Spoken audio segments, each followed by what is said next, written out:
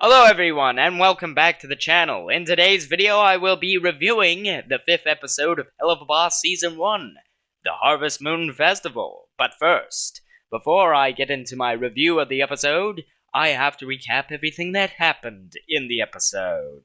The episode opens with a shot outside of Stolas' lovely mansion again, just before cutting to the inside of Stolas' master bedroom, where we find Stolas and Blitz talking about their little deal.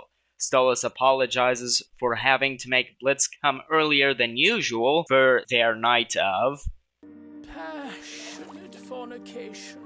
Blitz says that he doesn't really care too much about that, but his real problem is that he needs the book too because he's got clients who are waiting for heads to roll. Stolas informs Blitz that the book was never supposed to be lended out to him in the first place, and that he needs it more to fulfill his own duties as a Goetia. Stolas also informs Blitz that tonight is the Harvest Moon Festival, and he must showcase the moon during a little festival, and he invites Blitz to come and bring his crew. Blitz agrees to go, as long as Stolas promises that this isn't a fuckfest invite. Blitz then complains that he can't do jack shit without your book anyway, and then agrees to go. In the next shot, Moxie and Millie are seen sleeping, only for Moxie to awake to Blitz calling him twice before he finally picks up. Blitz invites the two of them to come with him to some harvest bullshit, and Millie excitedly shouts, The Harvest Moon Festival! Gee-fucking-haw! Who else thinks that was fucking adorable? Anyway, Blitz falls on top of Moxie and Millie and begins purring, which is also adorable. What is it with this episode? Anywho, the next scene opens with a shot of Millie's old home as the IMP van pulls into the long driveway. Millie gets out of the van, and damn, she's looking fine in that outfit. Who else agrees? Sorry, I'm just getting distracted here, because I didn't know she could look any more attractive. Anyway, she converses with her parents who make fun of her job, which causes her mild annoyance, before quickly de-escalating and changing the subject. Millie forces Moxie to say hello to her parents by shoving him in front of them, as he says hello in the most awkward manner.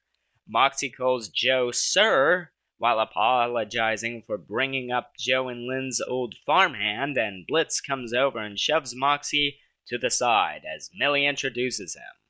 The four of them talk, and Joe calls for Stryker, their new farmhand, to come over. Stryker comes riding in on a horse, and I could tell from the very start that he was going to be a huge piece of shit. I could tell with a name like Stryker that he thought he was one of those people who think they're cool. Anyway, he immediately starts flirting with Millie, and Millie was kinda digging it. You know, I don't totally blame him, but you don't flirt with another man's wife. Anyway, Millie informs Stryker that they are here because The prince is our boss's boyfriend! And Blitz says this, Millie, I am not above hitting a female in front of her daddy. which Millie gives him a face showing that she doesn't take the threat seriously at all. Stryker then gives Blitz a compliment saying that it's pretty impressive. that Blitz started his own business as an imp. Blitz then goes along with it, even though he really didn't believe that he was serious. Stryker then asks him about the nights of Passionate fornication. and how he and Stolas have, Passionate fornication. so that he could keep the book after he's finished with his Passionate fornication. with Stolas. Blitz then gets nervous and says that what's between him and Stolas is just, It's a transactional fucking, you see. and Moxie and Millie roll their eyes, knowing that Blitz is full of shit. Joe speaks of the pain games, and Blitz becomes very interested in this. But Millie, on the other hand, begins to pout like a 5-year-old child instead of a 27-year-old lady. Millie's mother, Lynn, comes up to her and says, Bitch, why you pouting like a baby? And Millie starts pouting even more, and she's like, How come Sally Mae still gets to compete? Then her mother is like, because she won't cry as much as you will this season, and Millie said she won't cry because she's tough and proceeds to cry the very next episode. So that was a fucking lie. Anyway, Moxie says he wants to compete in the pain games, and everyone except for Millie makes fun of him. Then Stryker forces him to help kill a hog, which he fails to do. Moxie gets made fun of even more, and Blitz misunderstands a sex joke as they walk off, leaving Moxie and Millie together. Millie tries to encourage Moxie, and Sally Mae, Millie's super ugly sister, starts acting like a total bitch and asks, How pissed would you be if I bet on him dying? and the two of them look at her like, bitch, shut the fuck up. In the next shot, Wally Wackford announces the arrival of Stullis, who takes the microphone away from Wally and starts acting like a total pervert. Especially that sexy little one there. Yoo-hoo, Blitzy. The pain games begin, and Moxie is defeated in every single one of the games. From the wall they jump over, the tug-of-war match, and the wrestling.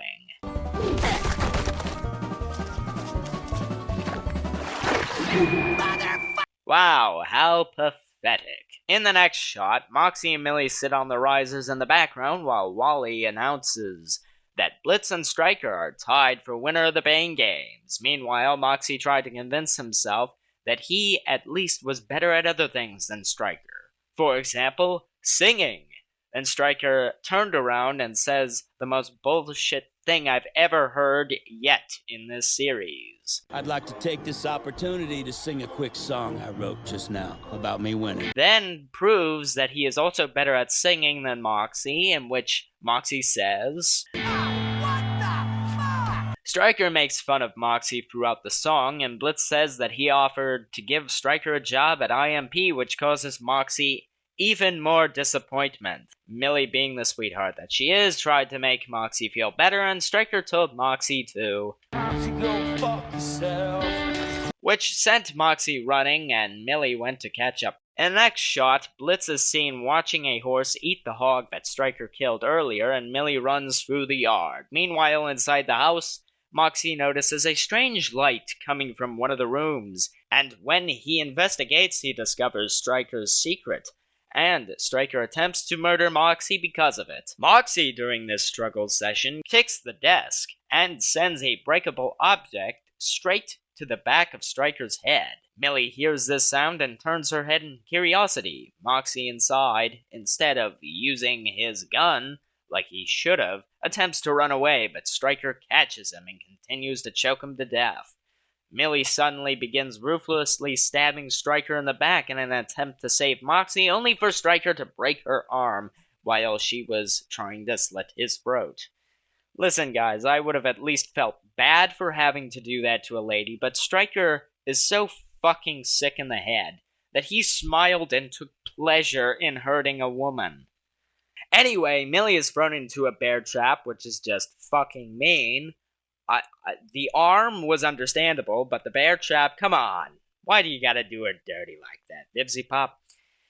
Stryker says that he would have killed them, but he thinks he has more leverage with Blitz if he lets the two of them live. Moxie tries to help Millie, and Millie tells him not to worry about her and to escape to help Blitz kill Stryker. Moxie tells Millie that he can't break them out of there because he's not strong enough, and the two of them have this funny little interaction here. Not with your hands, baby. Use what you're good at. I'm not good with my hands? Oh. Moxie realizes that's not what she meant and uses his gun to break free, and Millie tells him this. I love you, hon. But for fuck's sake. The next scene opens with Stullis showcasing the moon, and Stryker lines up his shot in an attempt to kill Stullis, but is stopped by Blitz, who is pissed that Stryker would try to kill the man he has Passionate fornication. with behind his back, and Stryker tells Blitz that he is above having Passionate fornication. with an Oz Goetia, and attempts to convince Blitz to join him. Blitz is tempted to take this offer, but Moxie comes out of nowhere and points Stryker's own rifle at him. The three of them fight, and Stryker beats them both and gains Upper hand! then says, You dumb fucks lost the upper hand fast, huh? Blitz tries to get Luna to help, but she refuses to come, and Blitz kicks Stryker and gains Upper hand! again, and Blitz and Moxie force Stryker into a corner. Stryker begins to make fun of Moxie, in which Moxie says this. You gonna finish that fucking sentence, partner? Vermin. Who's weak now, bitch? Luna kicks the door open in Moxie's face and Stryker gets away. And says one last final thing to Blitz. Maybe you'll get me next time, Blitzy. Blitz looks out the window, but can't find Stryker anywhere. The next shot opens up with Millie's parents ridiculing her for getting hurt, which is the stupidest thing I've ever heard of, and Moxie, the little bitch boy, in pure cringe fashion, stands up to Joe and Lynn, gaining their respect, with Millie saying this. Wow, he nodded. He's never acknowledged your input before. As the scene transitions to the motel where Stryker is hiding, and he has a call with Stella, which results in us knowing who is behind the assassination plot. And Stella doesn't even really notice what's going on here because he's too busy reading Imps in the Sheets. What a fucking weirdo. But we like weirdos here on this channel, don't we? So it's fine. The call ends and Stryker, in this cool 3D shot, turns the light out, which ends the episode. Now that I am done with the recap segment of this video, it's time for my actual review of the episode. And let me just say, this episode changed Helluva Boss. It definitely peaked after this episode. At least the animation peaked. By far one of the best looking Season 1 episodes so far, especially with the Stryker vs. Moxie and Millie scene and the Stryker vs. Moxie and Blitz scene. The level of detail put into those scenes was incredible. By far the coolest scenes out of all the Season 1 episodes we've reviewed so far.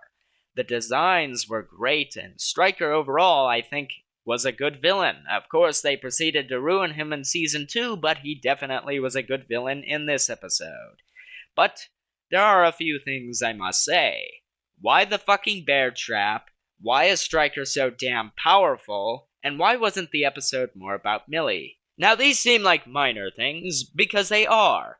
But in this episode where you meet Millie's parents, you'd think the episode would be more about Millie, right? Wrong. It's about Moxie, and Millie gets a broken arm and thrown into a bear trap so she can be written out of the second half of the episode while she already played a very minor role in the first half. Which I don't really care too much. These are just things I can't help but notice as a writer myself and wanted to point them out.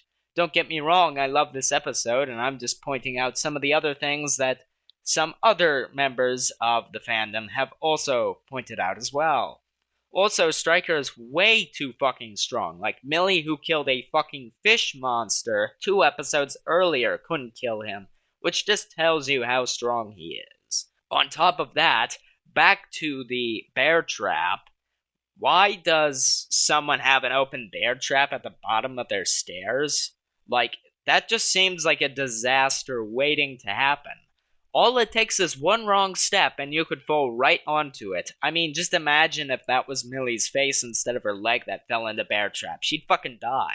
Like, just imagine, like, Millie's parents who live there, you know, oh, one of them trips and their face fucking gets, like, you know what I'm saying, gets absolutely destroyed by the bear trap and dies. Just imagine that. That wasn't very smart. That just shows me how unintelligent and stupid her parents are. Like, why would you do that? That's so stupid.